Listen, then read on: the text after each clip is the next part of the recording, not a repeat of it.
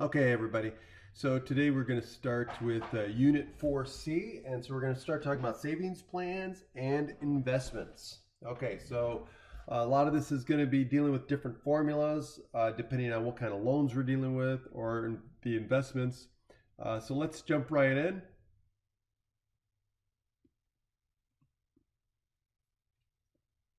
Okay, so this is the savings plan formula for regular payments. So let's say you have um, an investment that you're putting in regular payments, which means you're putting in payments consistently the same amount, same time every period. For example, if it's monthly payments, or if it's quarterly payments, or if it's annual payments. So again, some of this is going to look familiar. So, and some things are going to be a little bit different. So A is the accumulated savings plan balance. Okay. And then of course, PMT is the payment. Okay. Some formulas just have P, so very similar to principal. So that's your payment amount. And then APR is the rate. So typically we write R. N is the number of payments per period.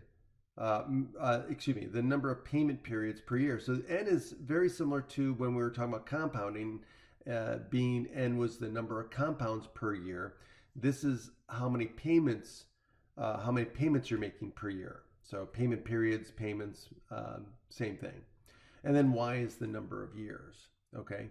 Um, so let's take an example and say you use the savings plan formula to calculate the balance after 6 months. Okay, so that's the time. And then the APR is 12%, so that's going to be 0.12, right? Because we have to change it to a decimal. And then of course our monthly payments are going to be $100. So that's going to be our PMT.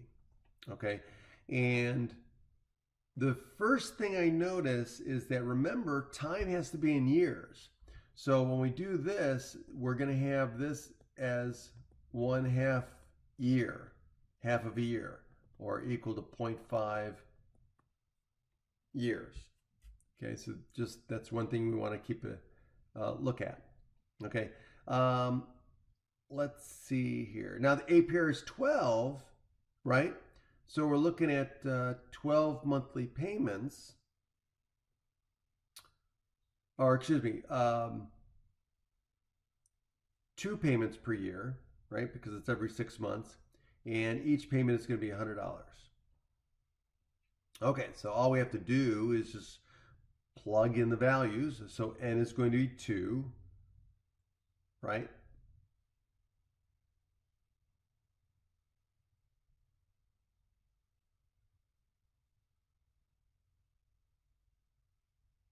Oh, I'm sorry.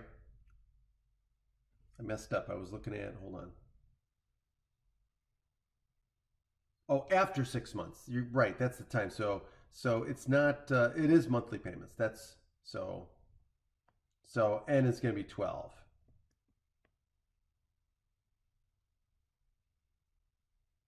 Okay, because it's monthly. So that means there's going to be, even though the time period is less than a year, we're still going to put N as 12 because it's monthly payments. Okay. Okay, let's go back. Okay. So N is 12. Our rate is 0.12. Our time Y is 1/2. And that's all we have. So everything else is the same. So again, N is down here, our rate, and our time, or excuse me, our N.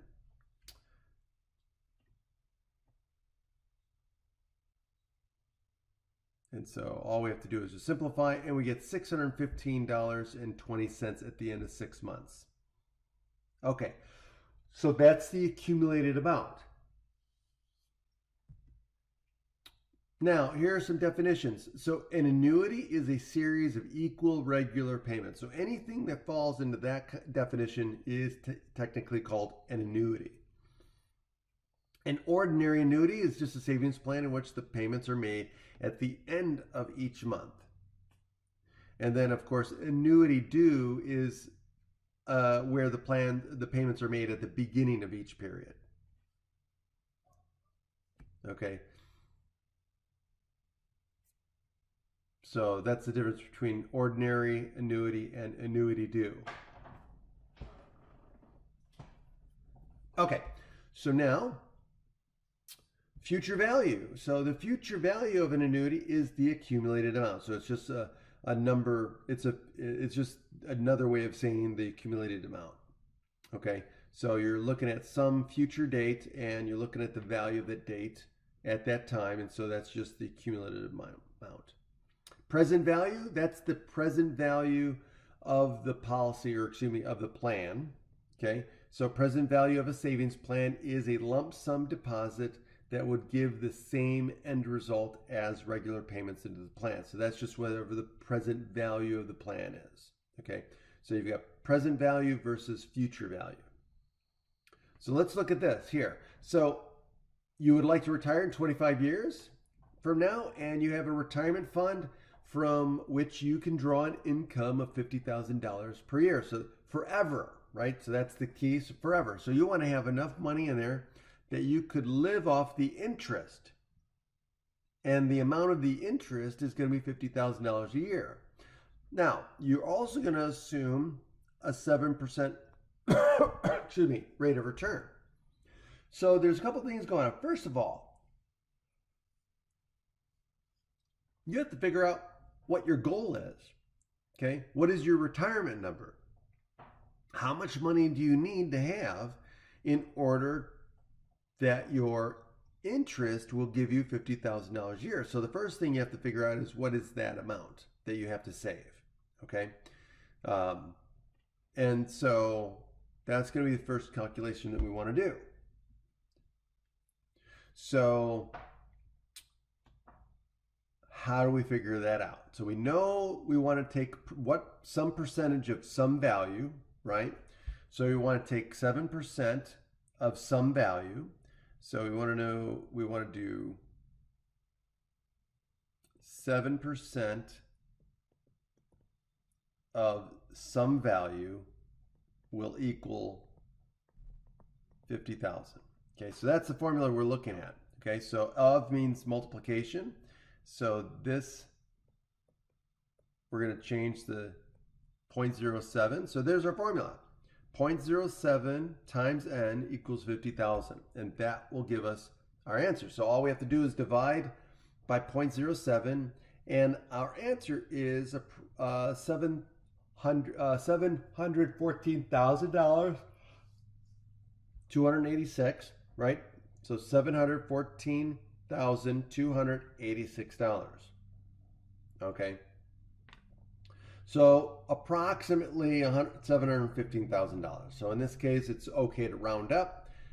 Again, the minimum amount is that $714,286. So rounding up will guarantee that we'll have more than $50,000. Okay. And by the way, if we do have this amount of money saved up, we could live off the interest and draw $50,000 a year without ever reducing the amount of money that we have, which is great. Okay, now what we want to do is, how do we get to that amount in 25 years? So now this is where our savings formula comes in. Okay, so our accumulated amount, A, that's what our future value, right? Our future value is $715,000. We're going to make regular monthly payments or deposits. Our APR, as we already know, is 0.07. It's monthly payments, and it's going to be 12. And then how many years? 25. So now all we have to do is plug the numbers into our formula. Okay, so here we go. Now guess what? All I did was solve for payment. So it's the same formula. So let's go back here. So here's the formula, right?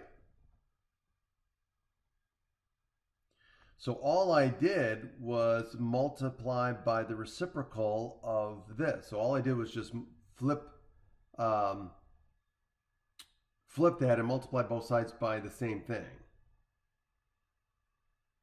Okay, and so if I do that, then I get the formula for the payment, which is right here. And so now all I have to do is plug my values in and simplify it in the calculator. And I get $882.64 a month. So basically, as long as I save approximately $900 a month, I'll more than hit my goal, right? So, or if you want to round up to the nearest dollar, $883 per month. Okay, me, I just round up to $900, make it a nice round number.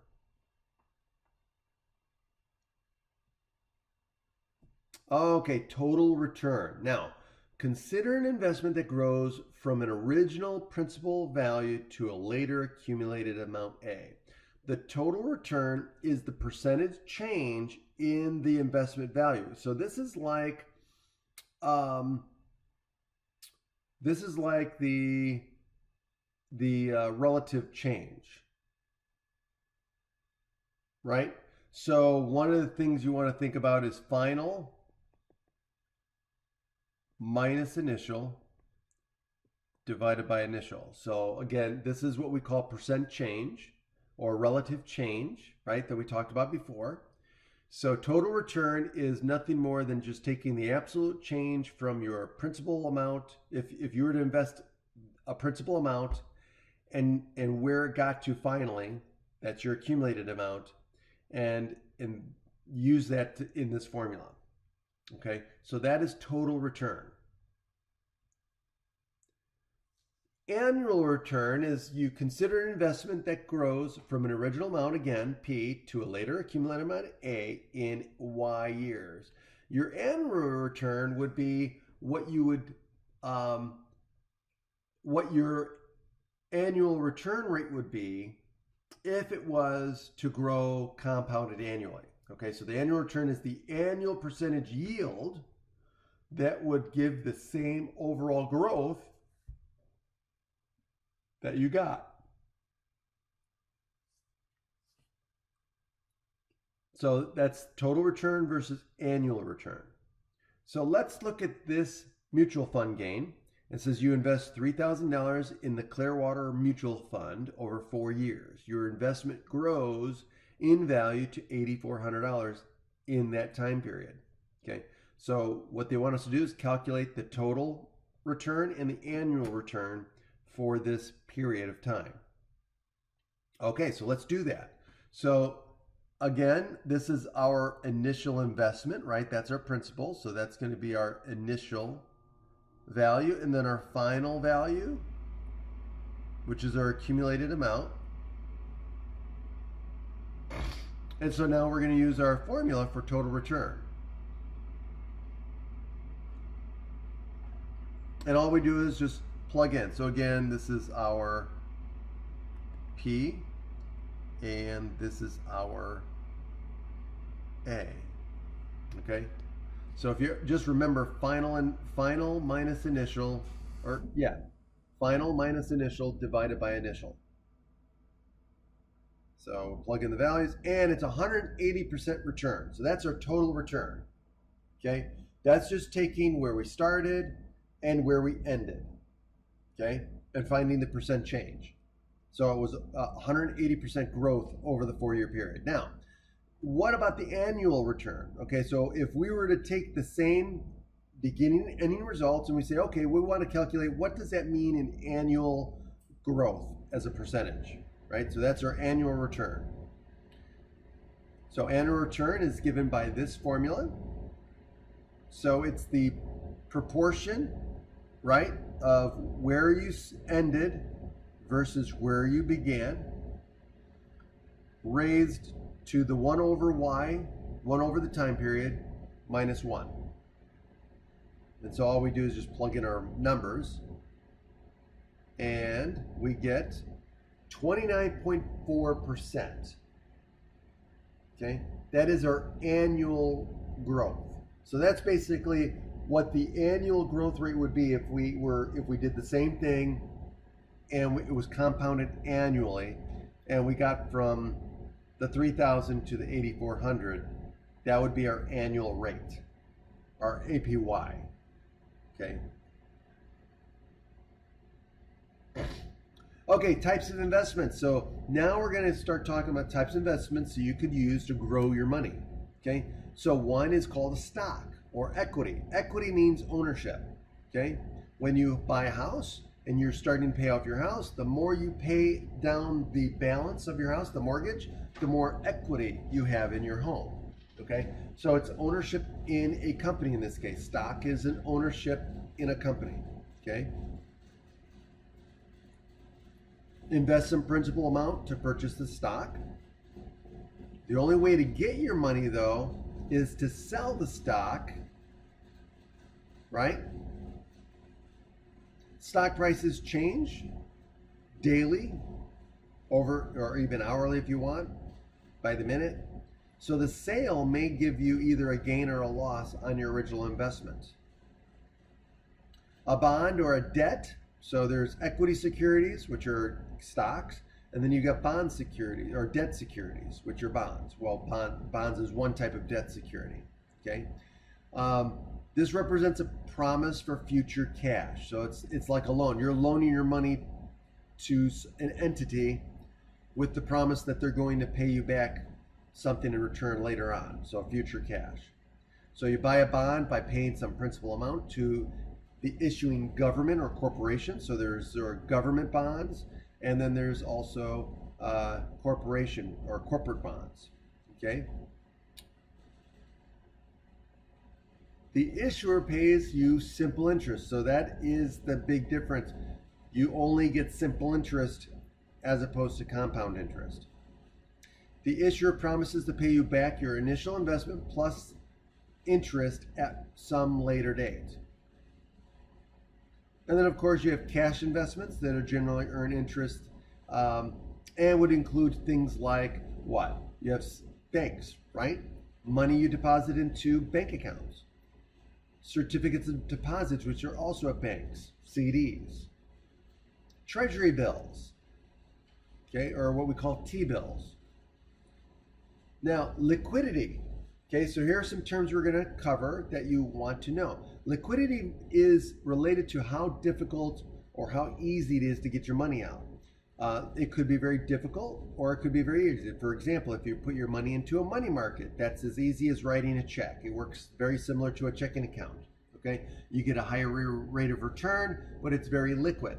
CDs are not as liquid as money markets or a checking account, because you have to keep your money in for a certain period of time. If you were to take your money out, you would get hit with a penalty for early withdrawal. Okay, so that would be not very liquid. If you look at real estate is not liquid because in order to get your money, you would have to sell the property.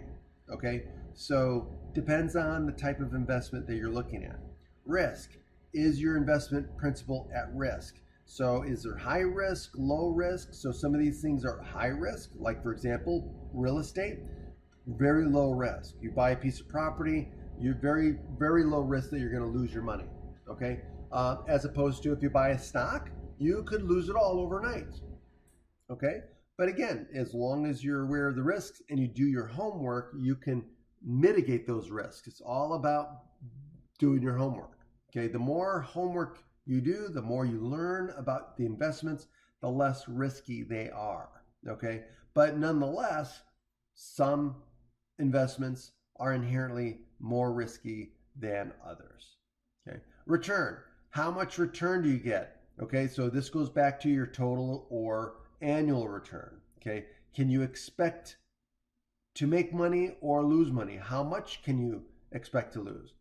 So look at market trends. So one of the things we look at is the Dow Jones Industrial Average, the DJIA. Okay. Again, this reflects the average prices of stocks for 30 large companies. Okay.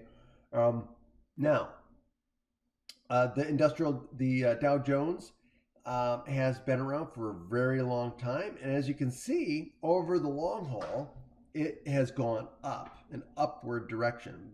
Okay. But also notice that over a short period of time, it goes up and down. So it's very volatile if you look at a short term, year over year, day over day. In fact, you can zoom in on this thing to hour by hour. Okay, if you just look at the ticker tape for the New York Stock Exchange for the Dow Jones, you'll see that it goes up and down constantly. Okay, but over the long haul, if you look at trends, it's always been on the up and up. Okay, notice here the Great Depression. Okay, but look over here, we've had many market corrections over the years, right? So we've got in the 1940s, right? So start going up. Then we've got this dip here. We've got, oh, here we go, right over here. That's the 2008 recession that we went through, okay, or the Little Depression that I think some people call it. But we had a pretty large market correction there. But we have lots of market corrections, okay? So the idea is understanding the market. So do your homework, okay? So when you invest in something, you want to do your homework. For example, in the stock market, there's never been a 20-year period where you've lost money. So if you invested $1 in the stock market, in the Dow Jones Industrial Average, and you just left it there for 20 years, chances are you would not lose that dollar, okay?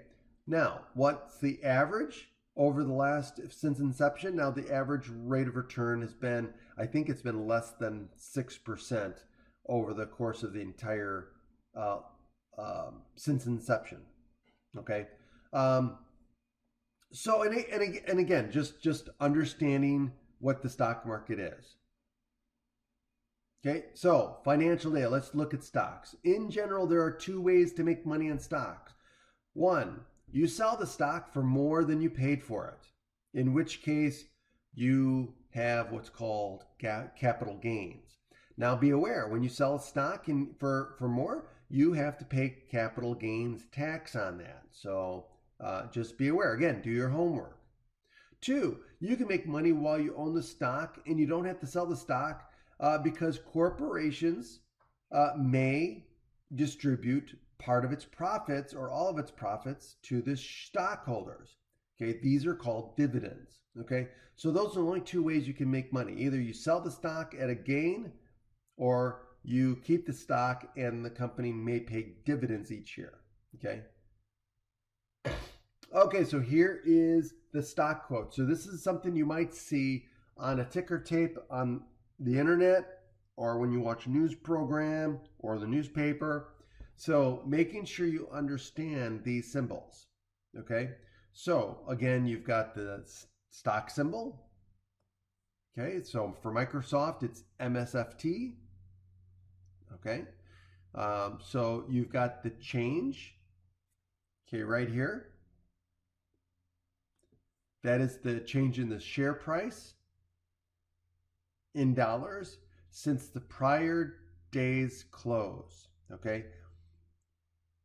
So when you're looking at this, it says that it's gone down since yesterday's close by $0.13 or 13 cents. Okay.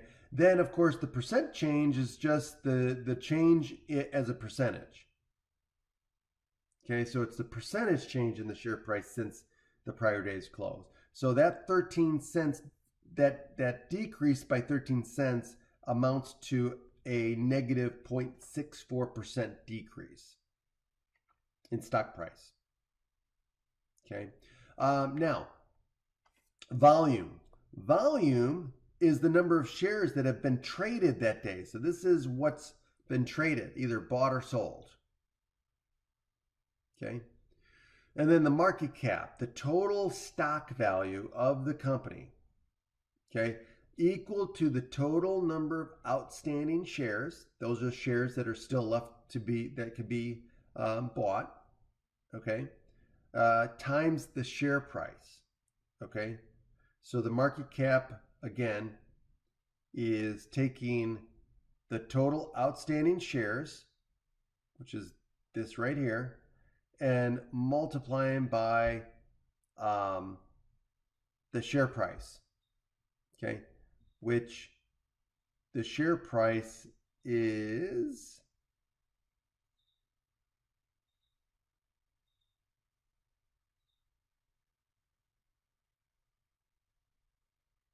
right here.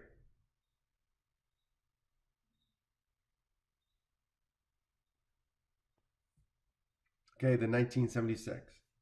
Okay, so and again here the market cap, what they've done is it's right here. So yes, this is, so if you take that outstanding shares times the $19.76, that'll give you the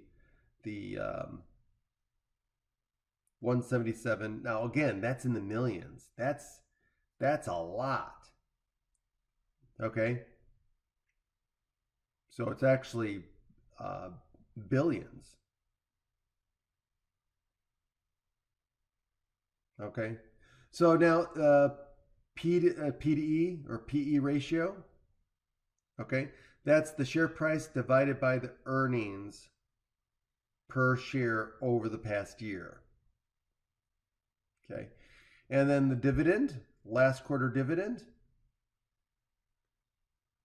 Okay, and the dividend yield. Okay, so the dividend was what was paid during the last quarter per share. Okay, so that's what you got per share of what you owned. Dividend yield is the annual yield of the dividend based on the current share price and dividend per share.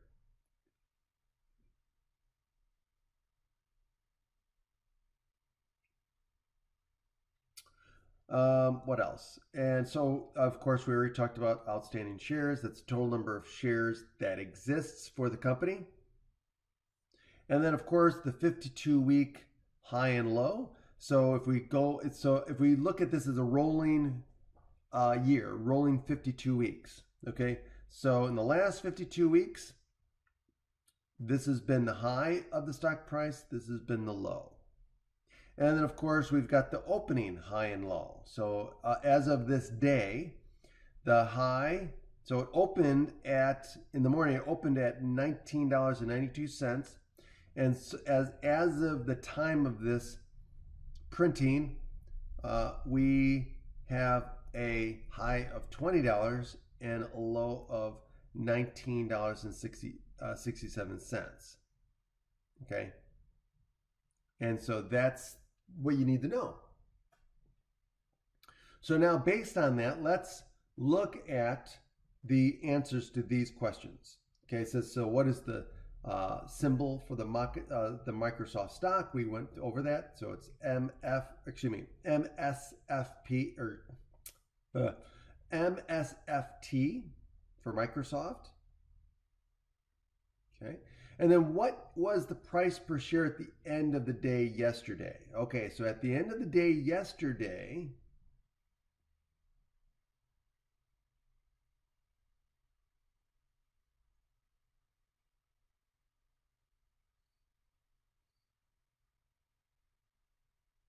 it was here.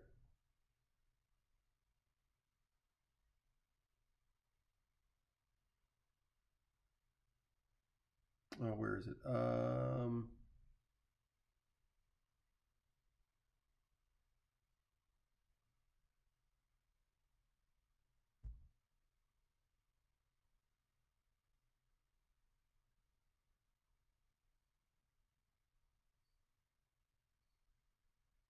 Yep. Oh, right here.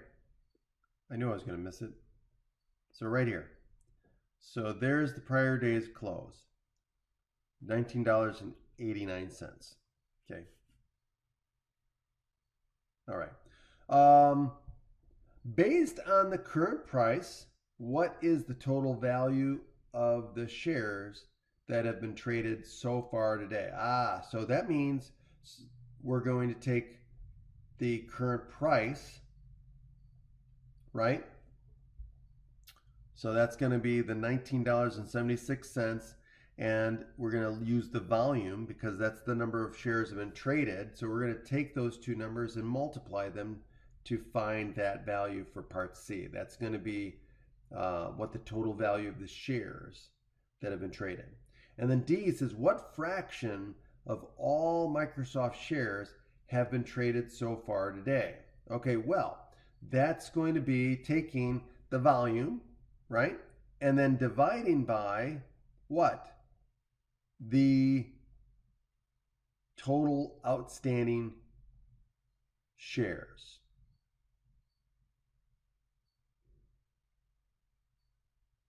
Or hold on, total number of shares that exist. Yeah, total outstanding shares.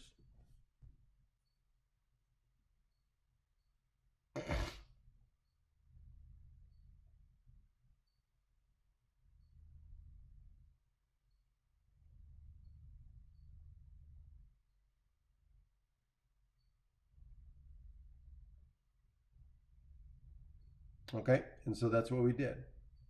So if we go back here, they take the volume and divide by the total. Now again, make sure you're looking at the numbers and that understand the magnitude. So you got to make sure that you're taking the magnitude into consideration in your calculations. And and then E, suppose you own 100 shares of Microsoft. Based on the current price and dividend yield, what total dividend should you expect to receive this year? Okay, so now we have 100 shares.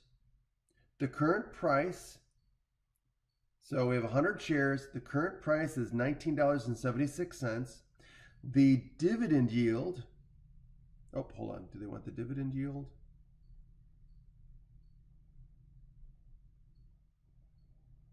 Yeah. So the dividend yield is 2.61%. Okay. So based on those two numbers, what total dividend should you expect to receive this year? So if we have 100 shares and that's our 2%, right? And also we know the price, then we're just going to take that value, oops, right? So there's how much our stock is worth, our 100 shares, right? And then our dividend yield is 2.61%. So if we just multiply those two, our total dividend for the year is going to be $51.57. All right, cool. Now, bonds. Let's talk about bonds. So the are issued in three main characteristics. So let's look at the face value, okay, or what they call par value. So it is the price you must pay the issuer to buy the bond. That's the face value.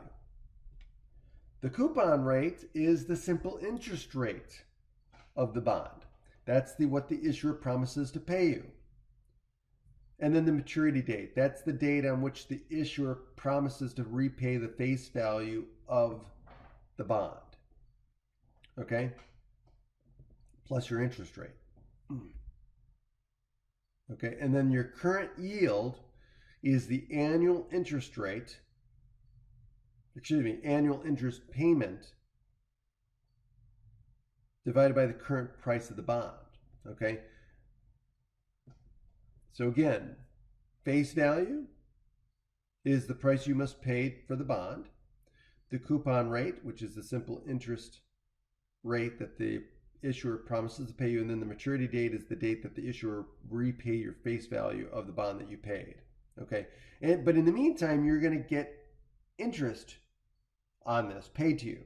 So the current yield is going to be your annual interest payment divided by whatever the current price of the bond is, because that will change.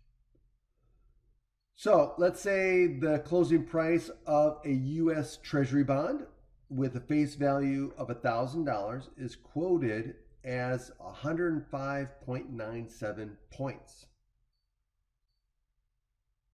Okay? That's the closing price. for a current yield of 3.7%. If you buy this bond, how much annual interest will you receive? Well, let's go back to here. So this is what the formula we're going to use. But in this case here, they're giving us current yield and they're giving us the current price of the bond, and they want us to find the annual interest payment. So let's make sure we know which is which. Okay, so we've got the number of points. Now here's a good thing we want to talk about. Whenever they look at points, it's percentage points. Okay, so the face value is $1,000, but the closing price of the U.S. Treasury bond is 105.97 points, which means it's 105.97%. And so the closing price of that is going to be what? Taking the face value times the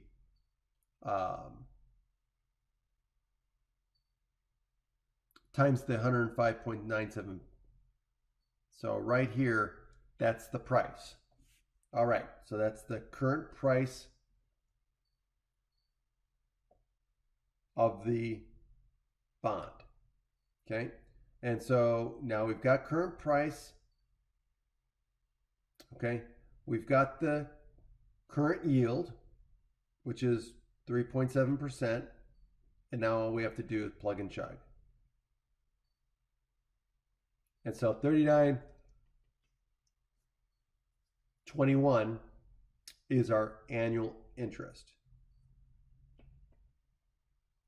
Okay, mutual funds. Let's talk about mutual funds. Mutual funds are groups of stocks that are bundled together, managed in a portfolio by a mutual fund manager. Okay, so they're groups of stocks, and why are they important? Because lots of people are like mutual funds because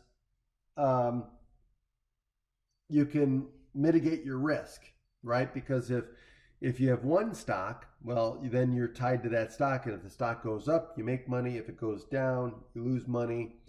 If you have a mutual fund and you have a group of stocks, well, some of those stocks are going to perform well. Some of those stocks are going to probably not perform so well, and so it kind of averages out. So kind of gives you a little bit of safety, security, okay? Because you're spreading your money around. Okay, so one, the fees charged for investing, not shown on a mutual fund tables. Okay, so there's always a charge for investing in mutual funds. How well does the funds perform? Okay, and here is the most common thing I used to tell my clients, and this is something that any financial professional will tell their clients, is that past performance is no guarantee of future results. Okay, that was like a mantra in my head. Past performance is no guarantee of future results, and that it's true, right? So we can only look at what the market has done, and based on that, predict what the market will do over the long haul. Okay, but again, there's no guarantee, right? So now, looking at mutual funds quotes. Now, just like stock quotes, mutual funds have quotes as well. Now, they're a little bit different. There's no such thing as a stock price because it's a group of stocks. But what we have is net asset value, okay, which is similar, okay? So the net asset value is essentially the share price. It's the current value in dollars of each share of the fund, okay? So this is the Vanguard Index Fund, okay, which is called the Vanguard 500 Index Fund. That's the name of the fund, okay? Okay, and then the symbol, so just like stock symbols, there are investor shares, there's a symbol for the ticker, and that is, in this case here, VFINX.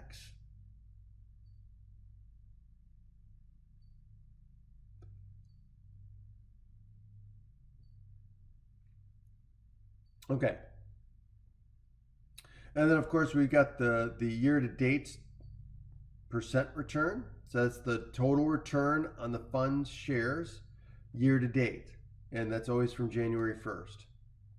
Okay, so year-to-date percent return. Okay, so in this case here, the year-to-date percent return is 7.11%. Okay, and again, this category is this is a mutual fund that's part of S&P 500 index.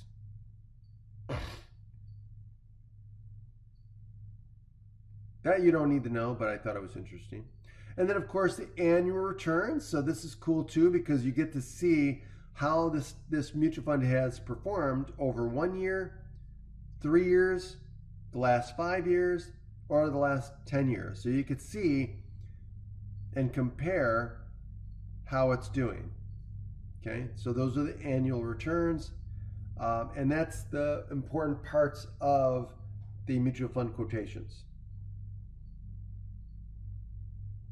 Okay, so now based on the Vanguard 500 mutual fund quote shown on the previous slide, how many shares will you be able to buy if you decide to invest $3,000 in the fund today? Okay, so that's easy because all we have to do is go to the net asset value, that's your price per share, and then divide. So take 3,000 and divide by the NAV, and that's going to be the number of shares they'll be able to buy. So you get 13.5 shares. Now the cool thing about mutual funds is that you can have fractions of shares. Okay, with a stock, I don't believe that's the case. Okay, it's got to be a whole number value of a stock share.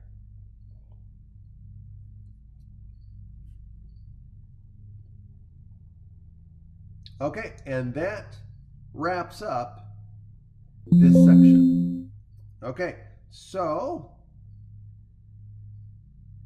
I'll see you next time, and you guys have a great day.